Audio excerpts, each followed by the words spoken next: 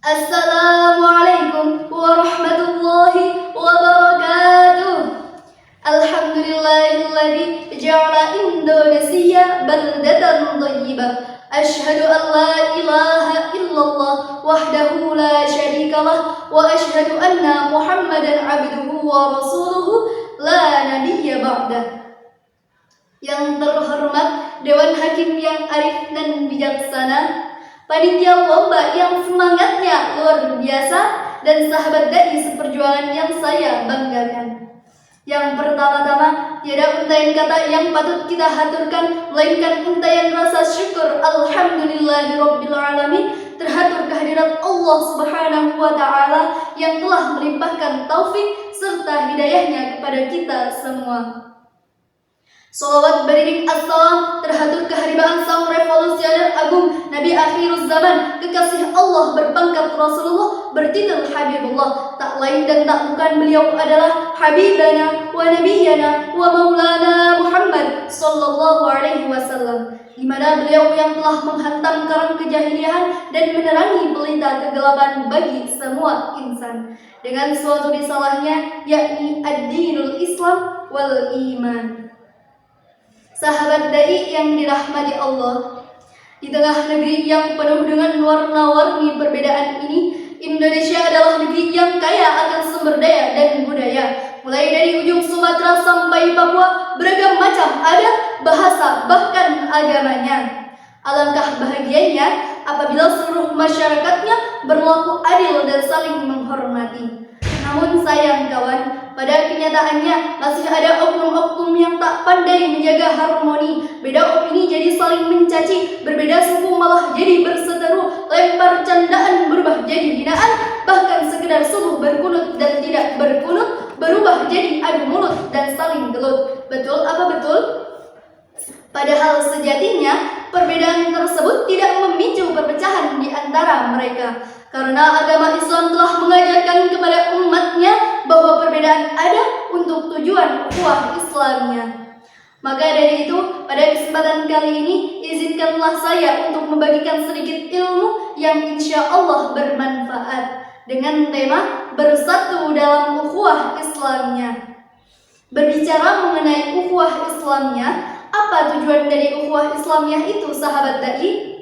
Bila kita mau menelisik lebih dalam, persaudaraan yang terjalin tersebut akan menghindarkan kita dari berbagai macam konflik dan perselisihan. Siapapun yang memiliki kelebihan tidak akan merasa dirinya lebih baik, dan siapapun yang merasa dirinya serba kekurangan tidak akan merasa minder dan menerima perlakuan diskriminasi. Persaudaraan yang seperti inilah yang tidak hanya kekal di dunia, namun juga kekal di akhirat, dan yang akan menghantarkan kita ke surganya. Amin amin ya rabbal alamin. Sebagaimana firman Allah dalam Quran surah Al-Hujurat ayat 13 yang berbunyi, A'udzu billahi minasyaitonir rajim. Bismillahirrahmanirrahim. Ya ayyuhan nas inna khalaqnakum min dzakarin wa untha waja'alnakum syu'uban wa qabaila lita'arafu.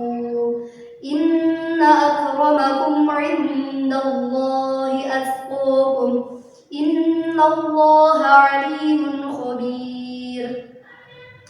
Al-ayah Shadaqallahul Adzim, yang artinya, hai manusia, sesungguhnya kami menciptakan kamu dari seorang laki-laki dan seorang perempuan, dan menjadikan kamu berbangsa-bangsa dan bersuku-suku untuk saling kenal mengenal. Sesungguhnya orang yang paling mulia di antara kamu di sisi Allah ialah orang yang paling takwa di antara kamu. Sesungguhnya Allah Maha Mengetahui lagi Maha Mengenal. Dari ayat tersebut bisa kita pahami bahwa meskipun manusia terdiri dari berbagai macam perbedaan, bukan untuk saling memecah belah antara satu dengan yang lain, karena sejatinya mereka berasal dari leluhur yang sama, yakni Nabi Adam alaihissalam dan Siti Hawa selaku manusia pertama di muka bumi ini.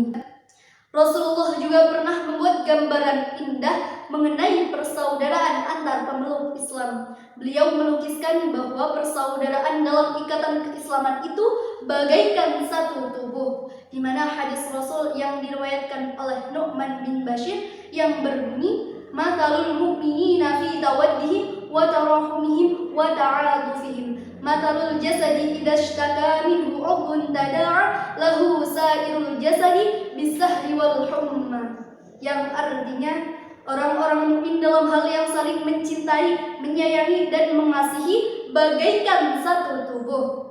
Apabila salah satu anggota tubuh yang merasa sakit, maka seluruh tubuhnya akan ikut turut merasakannya. Sahabat dai yang dirahmati Allah, sungguh indah yang beliau sampaikan, bukan?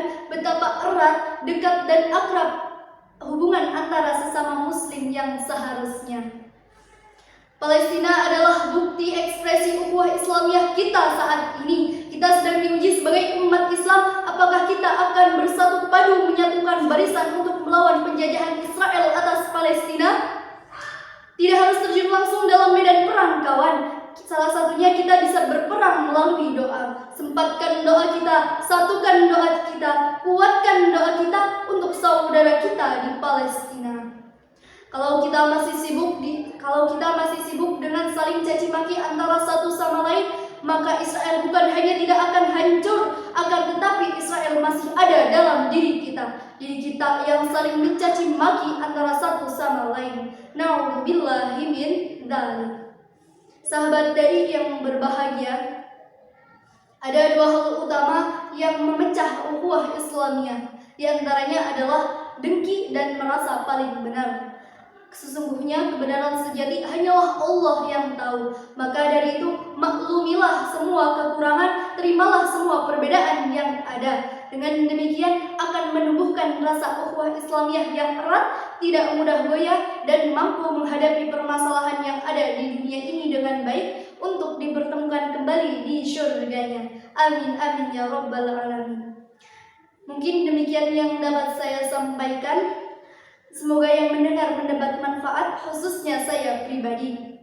Sebagaimana tidak ada gading yang tidak retak, maka apa yang saya sampaikan tadi juga tidak luput dari kesalahan dan kekurangan. Saya meminta maaf dan kepada Allah lah saya memohon ampun. Kupat kecemung santen, sedaya lepat kula nyuwun pangampunten. Wallahul muwaffiq ila aqwamit thoriq. Wassalamualaikum warahmatullahi wabarakatuh.